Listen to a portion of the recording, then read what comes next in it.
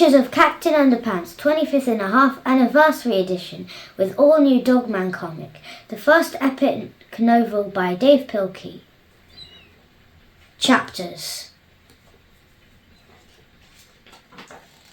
Chapter 1. George and Harold. Meet George, Beard and Harold Hutchins. George is the kid on the left with the tie and the flat top. Harold is the one on the right with the t-shirt and the bad haircut. Remember that now. Flower shop. Pick your own roses. George and Harold were best friends. They had a lot in common. They lived right next door to each other and they were both in the same 4th grade class at Jerome Horwitz Elementary School. George and Harold were usually responsible kids. Whenever anything had happened, George and Harold were usually responsible. Flower shop. Pick our noses. RYOW. But don't get the wrong idea about these two. George and Harold were actually very nice boys. No matter what everybody thought, they were always good, sweet and lovable. Well, okay, maybe they weren't so sweet and lovable, but they were good nonetheless.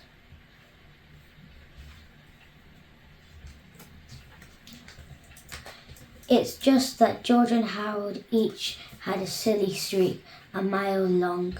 Usually that silly streak was hard to control. Sometimes it got them into trouble, and once it got them into big trouble.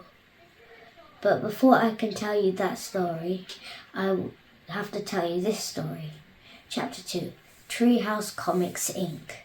After a hard day of cracking jokes, pulling pranks and causing mayhem at school, George and Harold liked to rush to the old tree in George's backyard.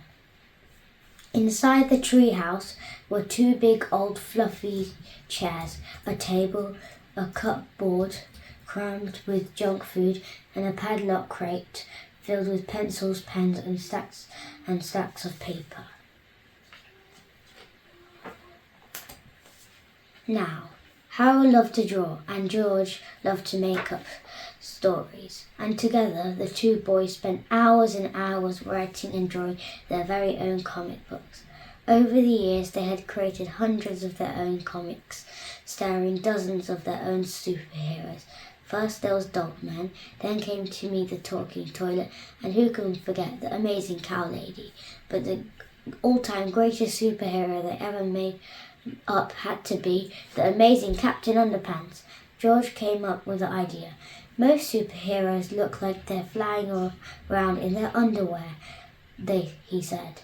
Well, this guy is flying around in his underwear. The 2 boys laughed and laughed. Yeah, said Harold. He could fight with Reggie power. George and Harold spent entire afternoons writing and drawing the comic adventures of Captain Underpants. He was their coolest superhero ever. Luckily for the boys, the secretary at Jerome Horwitz Elementary School was much too busy to keep an eye on the copy machine. So whenever they got a chance, George and Harold would sneak into the office and run off several hundred copies of their latest Captain Underpants adventure. After school, they sold their homemade comics on the playground for 50 cents each. Chapter 3. The Adventures of Captain Underpants, written by George Beard and cartoons by Harold Hutchins. The Really Cool Adventures of Captain Underpants, written by George Beard, drawn by Harold Hutchins. It was a time of darkness and despair for planet Earth. Bad guys had taken over the streets and all of the superheroes in the world were too old to fight evil. Hey, haha.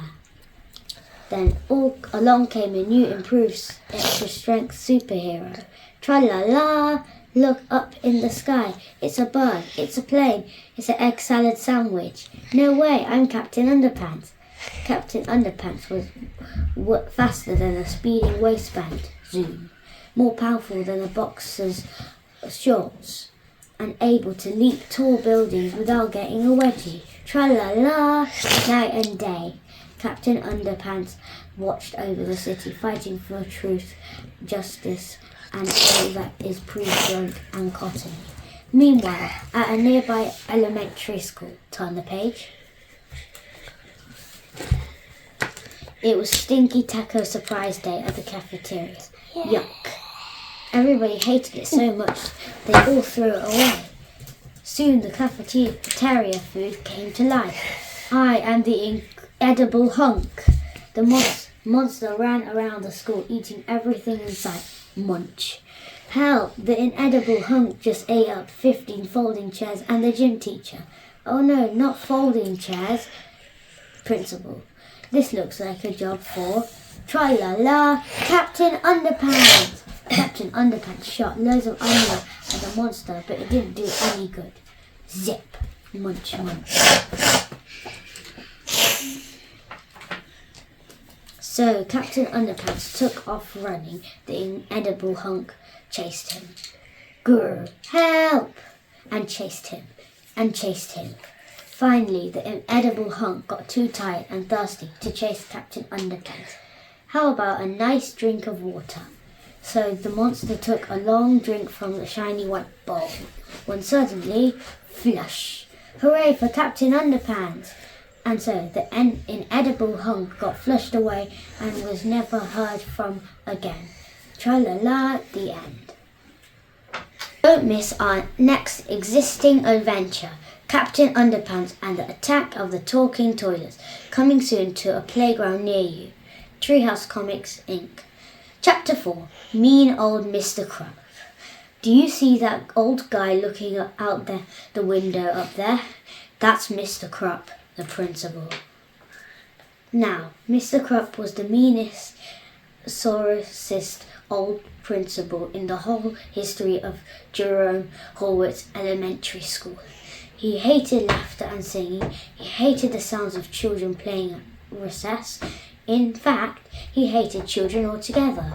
And guess which two children Mr. Krupp hated most of all? If you guessed George and Harold, you're right. Mr. Krupp hated George and Harold. He hated their pranks and their wisecracks. He hated their silly attitudes and their constant giggling. And he especially hated those awful Captain Underpants books, comic books. I am going to get those boys one day, Mr. Krupp vowed. One day, very, very soon. Neil here. Chapter 5. One day, very, very soon. Remember when I said that George and Harold's silly streak got them into big, big trouble once? Well, this is the story of how that happened. How some huge pranks and a little blackmail turned their principal into the coolest superhero of all time. It was the day of the big football game between the Horwitz knuckleheads and the stubborn, vile stinkbugs. The bleachers were filled with fans. Jerome Horwitz Elementary. See our big football game today.